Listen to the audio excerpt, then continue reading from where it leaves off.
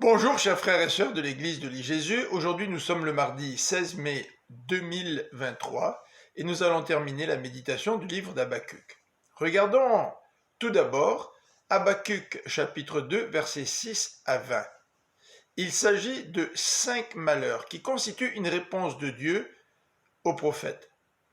Rappelons-nous, Habakkuk ne comprend pas pourquoi l'Éternel veut utiliser un peuple aussi cruel et violent que les Babyloniens pour châtier Juda. Ces 5 malheurs décrivent le châtiment des Babyloniens.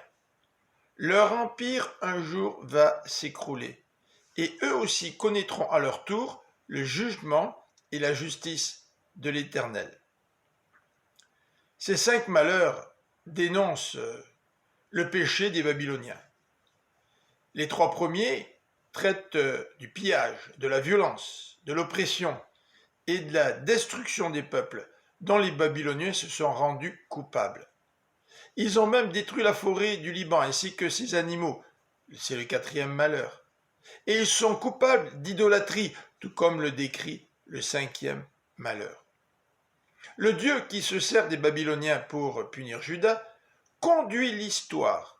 Et il va aussi châtier les Babyloniens pour leurs fautes.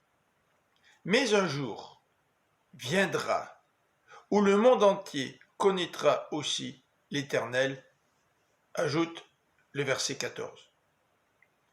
Dans Habakkuk au chapitre 3, suite à la révélation de l'Éternel, Habakkuk reste troublé, car il sait que des jours terribles s'en viennent, au verset 16.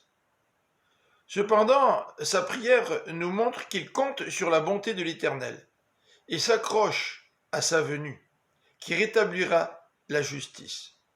Donc il imagine la venue de Dieu qui manifestera la majesté divine et la puissance de l'Éternel par laquelle Dieu délivrera son peuple. Cette prière du chapitre 3 nourrit sa foi, ce qui lui permet non seulement d'attendre tranquillement les jours de détresse, mais aussi de se réjouir en l'Éternel, car lui seul est sa force. Quel exemple pour chacun d'entre nous.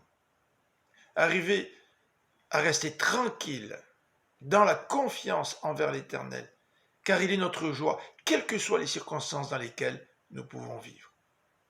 Demain, nous allons commencer la méditation du livre de Josué. En attendant, je vous souhaite une bonne fin de journée. À demain.